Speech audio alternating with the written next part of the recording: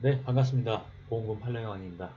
오늘 이 시간은 방사선 치료 후 합병증에 대한 수술을 한 경우 이는 자궁경부암의 치료를 직접 목적으로 한 것으로 보기 때문에 암 수술비는 지급되는지 여부에 대하여 금감원 분쟁조정례 제2010-19호 중심으로 정확히 살펴보도록 하겠습니다.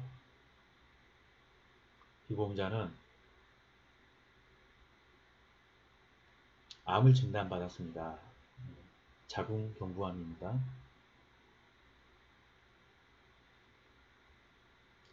신장 주변 농양 그리고 괴사근막염이 진행돼서 개방배액술, 좌측, 요관, 부목, 삽입술 등을 받고 수술비를 곧바로 지급받았습니다. 그런데 상당 기간 지나서 이 자궁경부암이 폐로 전이되었습니다. 그래서 요관, 부목 교체술이 진행되었고 기타적인 수술이 진행되었고요. 그런데 이러한 부분에 대해서 보험회사는 나머지 수술비를 지급할 수 없다는 통보를 하였습니다. 그래서 분쟁이 시작되었는데 위원회의 판단을 살펴보겠습니다. 그 나머지 치료들이 암의 치료를 직접 목적으로 한 수술인지 여부 쟁점 검토.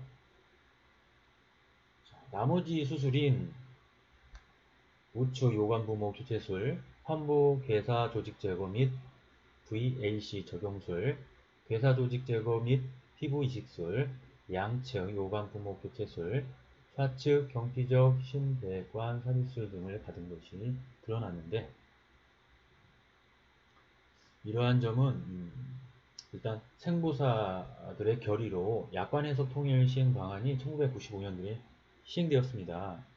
이때는 암으로 인한 합병증 수술 발병 시 수술을 하지 않으면 생명 유지가 불가능하여 불가피하게 합병증을 수술한 경우 암 수술 급여금을 지급하라는 내용을 결의하였고요. 자, 이 사건과 유사한 분쟁조정례를 살펴보면 폐암의 합병증으로 인한 식도협착증 수술 97-20 췌장암의 합병증인 황달 증세를 없애기 위한 경피적 담즙 배액술 98-18에 대한 암 수술비는 지급되었고요. 최근 분쟁조정례인 간경변 합병증으로 인한 식도정맥류 출혈 수술에 대해서도 보험금을 지급 결정하였습니다. 이는 2009-106입니다. 자, 그렇다면 이 사건도 자궁경부암으로 인한 합병증 수술을 하지 않으면 생명 유지가 불가피한 경우에 해당될까요? 살펴볼게요. 진료 확인서에 따르면 재발성 자궁경부암이 폐로 전이된 상태이고 자궁경부암에 대한 방사선 치료 후 합병증으로 좌측 신장주의 농양과 괴사부 근막염으로 진행되어 생명이 위독할 정도로 위험한 상황으로 수술적 절개 및 배농술이 반드시 필요한 상황이고요. 이를 시행하지 않으면 며칠 뒤에 사망에 이를 수 있는 그런 큰 위험에 있습니다. 또 합병증으로 발생할 수 있는 수신증은 암덩어리가 여러 개를 누르고 있는 것으로서 반드시 원인을 제거하기 위해서 경피적 배액술이 필요하고요.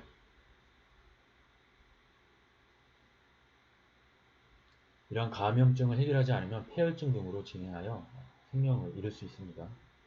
또 수신증이 악화되어 신장 기능을 아예 상실할 수 있는 것이고요.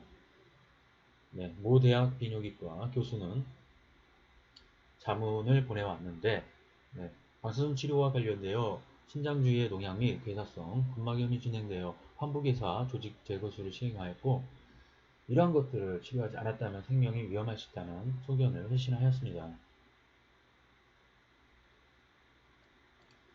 이어 그는 당해 피보험자가 재발된 자궁경부암에 대한 방사선 치료 후 그에 대한 합병증으로 인해 좌측 신장주의 농양, 괴사근막염, 콩팥수신증 등이 발생하였고 이에 대한 치료를 하지 않을 경우 그 피보험자의 생명 유지는 매우 어렵다, 즉 사망에 이를 수 있다고 내용을 더 정확히 적시하였습니다. 결론적으로 나머지 치료들은 모두 암의 직접 치료 목적에 있는 것으로 볼 수 있기 때문에 100% 매회 다 지급해야 할 것입니다. 네, 이만 마치겠습니다. 여러분 끝까지 긴 시간을 시청해 주신 점 진심으로 고맙습니다.